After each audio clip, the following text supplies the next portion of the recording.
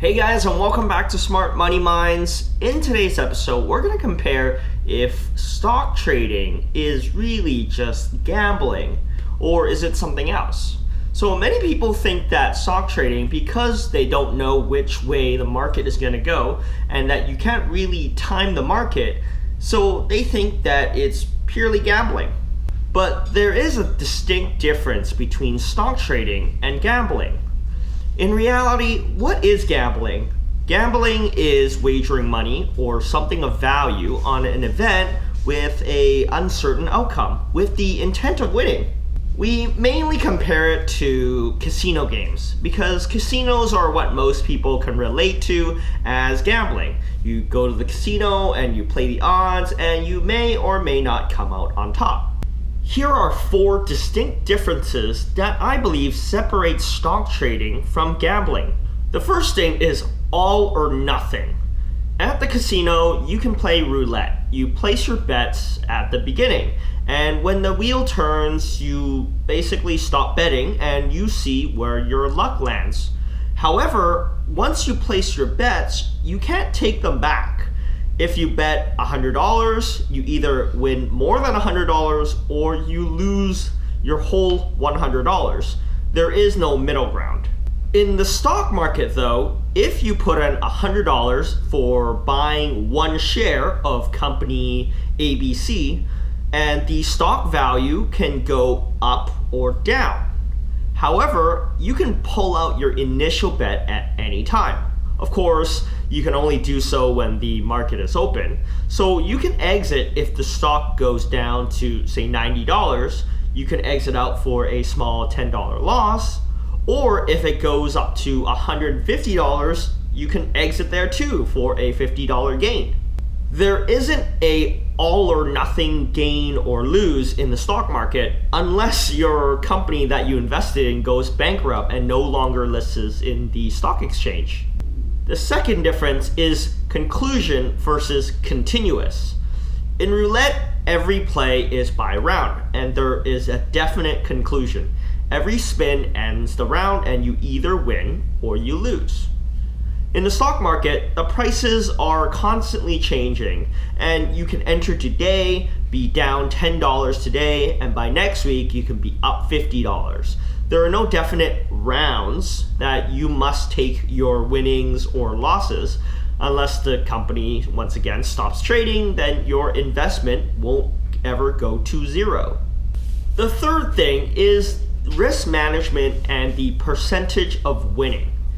In the casino, all the games have an odd that are higher than 50% winning chance for the house, which means that you have less than 50% chance of winning. Thus, you hear that the house always wins.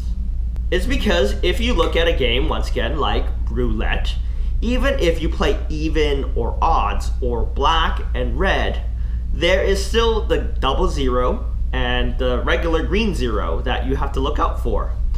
That makes a house have a 5.26% advantage over you. This edge is what allows casinos to be profitable and you likely not so much, because your chances of winning are always less than 50%. In the stock market, you have companies that have been around for hundreds of years and are long time trustworthy, or you have super hot companies that are freshly IPO'd. You also have dividend stocks that pay you a certain amount every quarter regardless of the stock price, and you also have things like GICs that give you a guaranteed return, that someone is helping you play the stock market for you. So with certain companies or financial instruments, your payout is almost guaranteed 100%. So even if a company, once again, if it goes bankrupt, they still have insurance that can protect your investments. The fourth difference is the unfair advantage. In casinos, as mentioned in the previous point, they always have an advantage over players. The house, over time, will beat you. And the law of averages means that, for example, in roulette, the house will win 55% of the time. So over time, given the same bet, the house will win bigger and bigger as more and more rounds are played. If you play 1,000 rounds, they will win 550 times. So over 10,000 rounds, they would win 5,500. However, there are games that are more balanced. If not, the player gets an unfair advantage. Games like blackjack or poker, where skill is involved, and that's why some people can actually make a living out of playing these games. If you can win 70% of the time, then the law of averages falls in your favor. In poker, you can do that if you're skillful enough, but think about blackjack, where if you start counting cards, you can get banned from the casino. In the stock market, we have things like technical analysis and fundamental analysis. So using those strategies, the win ratio can fall in your favor, and it's totally legal and within your control. It's like playing blackjack, but you're able to count cards using a computer or using a loaded dice every round. By knowing patterns, using indicators, and looking at historical trends, you can much more accurately predict how a stock will react. In the end, stock market trading on the surface does fulfill the criteria of gambling, as it is wagering money on an event with an uncertain outcome. However, it all depends on the risk and reward of your actions.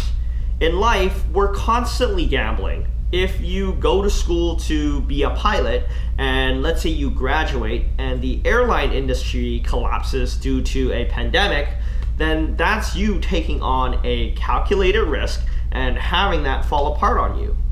In the stock market, you're just taking those risks over and over again, hoping that a company doesn't go bankrupt or have other negative events that happen that can affect the stock price. But it's a skill that you can learn and master and give yourself an unfair advantage. Of course, there is luck, but your preparation and research can help you mitigate the risk, and you can more likely reap the benefits of a strong stock moving up in price. So in the comments below, let me know if you think stock trading is gambling. And how come you think that way? I'd love to know. Just tell me more about it. Do you think stock trading is at least better than going to the casino? And if you like this video, make sure you hit that like button, subscribe to my channel, and we'll see you guys next time.